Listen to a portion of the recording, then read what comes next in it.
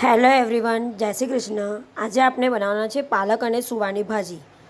તો અહીંયા અમે 500 ગ્રામ પાલક લીધી છે ને એની સાથે મેં થોડીક સુવાની ભાજી લેવાની છું. અહીંયા જે મેં 500 ગ્રામ પાલક લીધી છે એને મેં બરાબર સમારીને ઝીણી સમારીને ધોઈને રાખી છે ને અહીંયા સુવાને પણ મેં ઝીણી સમારીને ધોઈને રાખી છે. સુવાની ભાજી એટલે સુવા પાલકની ભાજી બનાવવા માટે મેં અહીંયા એક તપેલી લીધી છે. એમાં મેં તેલ ઉમેર્યું છે. સૌથી પહેલાં હું અહીંયા જીરું નાખીશ. પછી ગેસની ફ્લેમ તમારે બંધ કરવાની છે. પછી હું એમાં થોડો ગ્રીન મસાલો એડ કરીશ.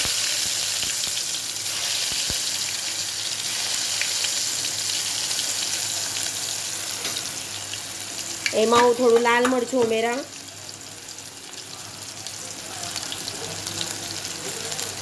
એ તમારે એમાં પાલક નાખીને થોડીક વાર ફ્રાય થવા દેવાનું છે.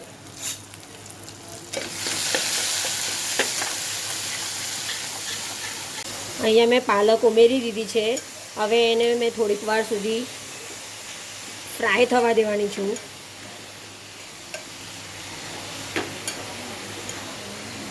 પાલકને મેં સારી રીતે ફ્રાય કરી લીધી છે. હવે હું એમાં થોડીક વાર પછી સુવા ઉમેરું છું. સુવા તમારે સુવાનું પ્રમાણ થોડુંક જ લેવાનું છે, કેમ કે સુવાનો ટેસ્ટ સ્ટ્રોંગ રહેવાથી એને પાલકની અંદર થોડીક જ લેવાની છે. એમાં હવે હું સિંગદાણાનો ભૂકો એડ કરીશ.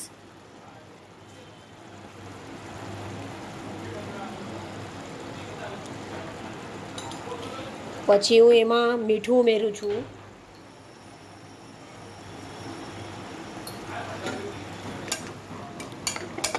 તમારે એને સારી રીતે સોતળવાનું છે. સુવા પાલકનું શાક તમારે મીડિયમ ગ્રેવી સુધી બનાવવાનું છે. એમાં તમે પાણી ઉમેરવાનું છે. થોડુંક આપણે મીડિયમ ગ્રેવી જેટલું બનાવીશું. હમણાં ઉનાળો ચાલે છે તો સુવા પાલકનું શાક ખાવાથી શરીરમાં ઠંડક રહે છે. હવે આ પાલકના શાકને તમારે મિનિમમ 15થી 20 મિનિટ સુધી ઓછી ફ્લેમ પર રાખવાનું છે.